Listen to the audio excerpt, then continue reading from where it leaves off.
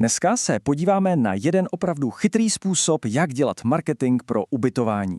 Je to přístup, který jde úplně jinou cestou, než jsou vysoké provize a reklama, co moc nefunguje. Místo toho nabízí dlouhodobé řešení, jak oslovit ty správné hosty v ten nejlepší možný čas. Takže pojďme rovnou na to. Tahle otázka, ta musí trápit snad každého, kdo provozuje penzion, hotel nebo třeba apartmán. Jak se jenom vymanit z toho nekonečného kolotoče drahé inzerce a poplatků, které zbytečně ukrajují z marží? No a pocity frustrace jsou tady naprosto na místě. Inzertní portály doslova přetékají nabídkami, konkurence je obrovská a nikdy nespí. A trefit se do toho přesného okamžiku, kdy potenciální host zrovna plánuje cestu, to je čím dál těžší. Přesně s tímhle se dneska bojuje. Naštěstí ale existuje chytřejší cesta. Vůbec nejde o to křičet hlasitěji než ostatní, ale spíš o to být na správném místě ve správný čas. A ten klíč k tomu všemu je potřeba pochopit, jak dnes lidé doopravdy plánují své cesty. A přesně v tomhle je ten zásadní posun v myšlení. Ty doby, kdy plánování dovolené začínalo hledáním hotelu, tak ty jsou zkrátka pryč. Moderní cestovatel na to jde úplně jinak. Přesně tak, lidé dneska hledají inspiraci, hledají zážitky, zajímavá místa. A teprve, když najdou nějaký lákavý cíl, ať už je to zámek, přírodní památka nebo turistická trasa, teprve potom začnou přemýšlet, kde by se v okolí mohli ubytovat. A právě tady se otevírá obrovská příležitost. Tomuhle chytrému řešení se říká partnerství u typu na výlet. Nejde tady o žádnou klasickou reklamu, která jenom ruší. Je to spíš přirozená a užitečná informace, která se objeví přesně v tom obsahu, který si lidé sami našli, protože je daná lokalita opravdu zajímá. Dobře, jak to tedy vypadá v praxi?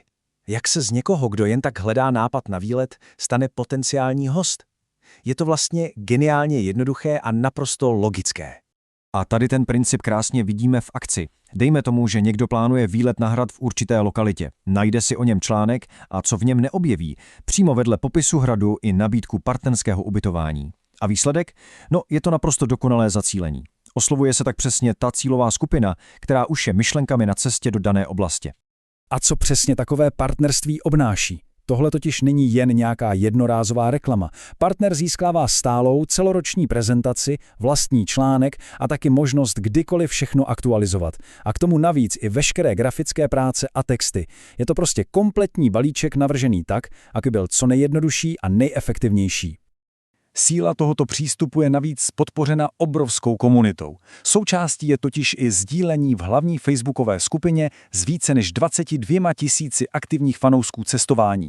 To znamená okamžitý zásah přesně tam, kde je to nejefektivnější. A pozor, tím to zdaleka nekončí.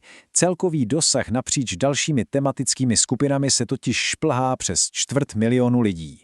A to už je opravdu masivní publikum, které aktivně hledá, kam vyrazit na další výlet. A teď pojďme k cenám. To nejdůležitější hned na začátek, žádné provize z rezervací. Jedná se o naprosto transparentní investici.